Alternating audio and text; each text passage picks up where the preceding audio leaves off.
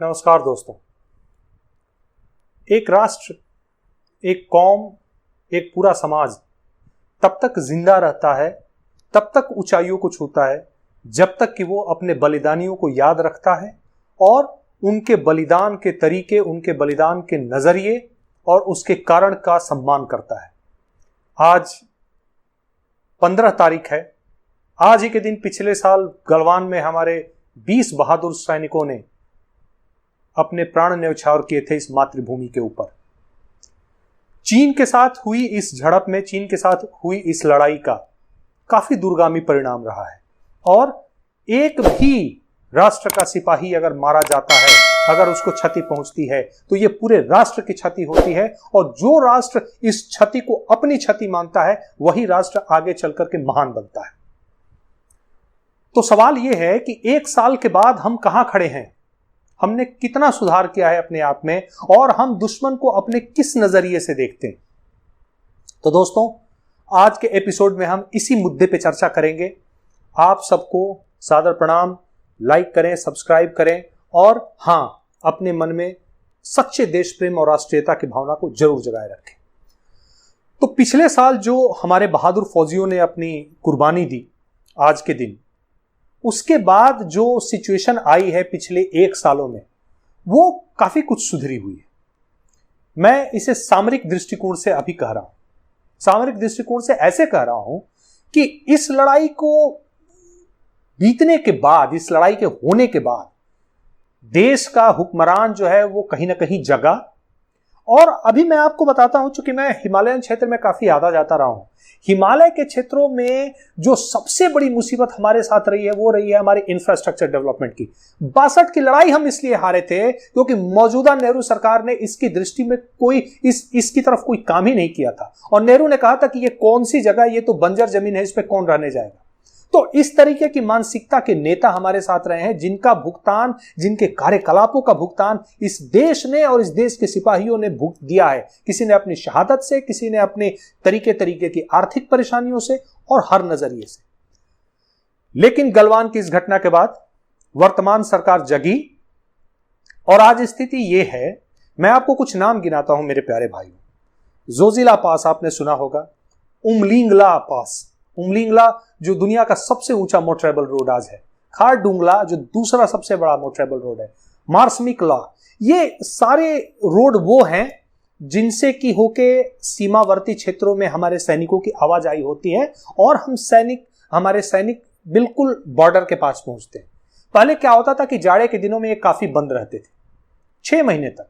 इस बार बीआरओ ने, border road organisation और सरकार ने इंजीनियरों के अपूर्व और अतुलनीय साहस एवं तकनीकी कौशल से सालों भर इस रोड को खुले रखा है ताकि हमारे सैनिकों के लिए रसद, खाना पानी सब कुछ जा सके।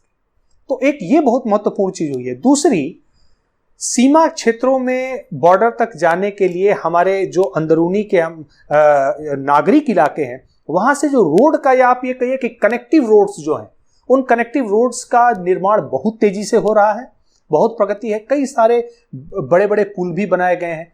ब्रह्मपुत्रा पर बना, फिर उसके बाद ये आपका लिपुलेख वाला दर्रा जो है वहां पर भी बना और अब तो वो माउंट कैलाश तक रोड हम तैयार कर रहे हैं। तो और ये इंफ्रास्ट्रक्चर के क्षेत्र में हमारी प्रगति काफी अच्छी हुई है। इसके साथ साथ भारत ने यह निश्चय किया कि आंख में आंख डाल करके बात करने का समय आ गया है।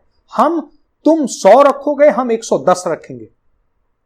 तो आज इंडो तिब्बतीन बॉर्डर पुलिस, उसके बाद हमारी स्पेशल फोर्सेस जिसमें तिब्बत के शरणार्थी युवक हैं जिनको ऊंचाइयों पर लड़ने का महारत और कौशल हासिल है और जिन्होंने इस मुसीबत में, जब पैंगोंग का लफड़ा चल रहा था, उनसे विवाद चल रहा था, तो कैलाश रेंज के सारी ऊंची चोटियों पे इन्होंने कब्जा कर लिया था। अब इसके अलावा हमारी वन स्ट्राइक कोर जो मथुरा में है वो वही प्लेस है। 17 माउंटेन स्ट्राइक कोर वहां पे उत्तर पूर्व क्षेत्र में हमारी पूरी प्लेस है। इसके अलावा हमारे और भी माउंटेन कोर और स्ट्राइक फोर्सेस जो हैं बराबरी की संख्या में हैं। हमारे air force, of course Rafale के आने के बाद काफी कुछ प्रगति हुई है। तेजस है, सुखोई 29 और सुखोई 30 MKI बराबर पेट्रोलिंग कर रहे हैं वहां पर और थल सेना, वायुसेना और नौसेना का एक बहुत खूबसूरत यूनाइटेड इंटीग्रेटेड मॉडल अभी सेना ने वहां प्रोड्यूस किया है। और हम कभी डरते नहीं, हमारे देश के जवान कभी डरते नहीं। ये इतिहास रहा है कि कितने भी सर गिरे लेकिन हमने दुश्मन को हमेशा मुंह तोड़ जवाब दिया है। तो मुझे पक्का उम्मीद है दुश्मन को इस बार भी मुंह तोड़ जवाब मिलेगा। लेकिन मुद्दे पे आता हूं मैं अब, दुश्मन को क्या सिर्फ वही जवाब मिलना चाहिए? हम और आप किस काम के हैं? हमारे जवान तो अपना फर्ज निभा रहे हैं, क्या हम अपना फर्ज निभा रहे हैं? चीन के सामानों को खरीदना कब हम बंद करेंगे? कब हम चीनी खिलौने, चीनी व्यवस्थाएं, चीनी इलेक्ट्रिक आइटम्स, चाइना के फोन, सारी चीजें, मैं खुद अभी चाइना के फोन पे, मैं निर्मित फोन पे ये वीडियो बना रहा हूं। अफसोस की बात है, शर्म की बात है मेरे लिए। लेकिन इसको धीरे धीरे क्रमबद्ध तरीके से ही हमें रोकना पड़ेगा। इस देश की सरकार को समझना पड़ेगा, इस देश के उद्योगपतियों को समझना पड़ेगा। आप निजी फायदे के लालच में चीन से सामान आयात करके और इस जनता के पॉकेट में आप किसके पास ये पहुंचा रहे हो पैसा? और उस पैसे से चीन क्या कर रहा है? कभी डोकलाम, कभी गलवान, कभी कोई और क्षेत्र, कभी सिक्किम में नाथुला। चीन की ये एक सिर्फ सैनिक बढ़त की बात नहीं है। चीन चाहता है काराकोरम से लेकर के दौलत बेग ओल्डी से लेकर के सियाचिन तक के एरिया को हथियाना, ताकि पूरा लद्दाख और पूरा जम्मू कश्मीर भारत के हाथ से निकल जाए।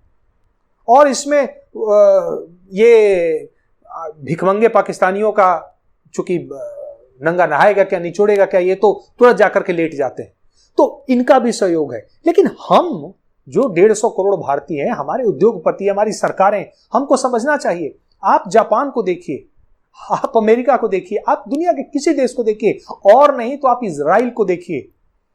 देखिए किस तरीके से वो अपनी अर्थव्यवस्था को दुनिया के और खासकर अपने दुश्मनों से उन्होंने मुक्त कर रखा है। हमारा एक भी कमाया पैसा क्यों डॉलर के तौर पे, किसी भी करेंसी के तौर पे चीन के पास जाएगा? भारत का सबसे बड़ा शत्रु चीन है, ये ध्यान रखने वाली बात है। तो उसकी साम्राज्यवादी नीति के राह का सबसे बड़ा रोड़ा एशिया में हमारा देश है। और हमें आगे बढ़ना है, हमें अपने आप को उठाना है आगे, हमें अपने नागरिकों के जीवन स्तर उठाना है, अपनी जीडीपी का ग्रोथ करना है, अपने इंडस्ट्रियलाइजेशन का ग्रोथ करना है, अपनी मैन्युफैक्चरिंग सेक्टर का ग्रोथ करना है, हर तरीके का हमें ग्रोथ करना है। तो ग्रोथ और वृद्धि का तरीका यह नहीं होता कि बाहर से आप चीजों का आयात करके और उनको अपने लोगों में बांट दो और दिखाओ कि आपने तो इतने कंज्यूमर आइटम्स का, कंज्यूमरेबल गुड्स का आपने एब्जॉर्प्शन किया, ये चीजें हुई। ग्रोथ तब होता है जब देश में बने और देश के लोग खरीदें, तो देश का पैसा देश में रहेगा और दुश्मनों के पास नहीं जाएगा, खास तौर पर चीन जैसे दुश्मन के पास नहीं जाएगा। तो इस पर मुझे, आपको, हर किसी को सोचना है। अपने अंदर सिर्फ 15 अगस्त और 26 जनवरी नहीं, अपने अंदर हर दिन राष्ट्रभक्ति की लौ जलानी है। आपको, मुझे, हर एक इंसान को जलानी है। और उस राष्ट्रभक्ति में सिर्फ गाने तराने नहीं आते, व्यवहार आता है, कार्यकलाप आते हैं। चीन का बहिष्कार करिए, चीन से जुड़ी हर चीज को नफरत से देखिए। हमारा देश वसुधैव कुटुंबकम का सहभागी रहा है, लेकिन हमारे देश ने, ये कृष्ण और राम की भूमि है, हमने दुश्मनों को उसी की भाषा में जवाब दिया है और दुश्मनों के क्षेत्र में जाकर दिया है। आज आर्थिक लड़ाई का युग है। आप आर्थिक रूप से उसको तोड़िए, वो सामरिक रूप से टूट जाएगा। और यही भावना हम सबको अपने अंदर भर के आगे बढ़ना है मेरे प्यारे दोस्तों। तो हम प्रण करते हैं आज अपने गलवान के 20 शहीदों की पुण्यतिथि पर कि हम चीन को उसी की भाषा में जवाब देंगे, हर तरीके से, आर्थिक, नैतिक, सामरिक, सामाजिक, हर तरीके से। झुकना नहीं है मेरे मित्रों, ये राष्ट्र की अखंडता, एकता और स्वाभिमान का प्रश्न है। तो दिल में जगाइए अलख, ईश्वर का नाम लीजिए और इस युद्ध को हमें आगे निरंतर बढ़ाए रखना है। धन्यवाद। जय हिंद।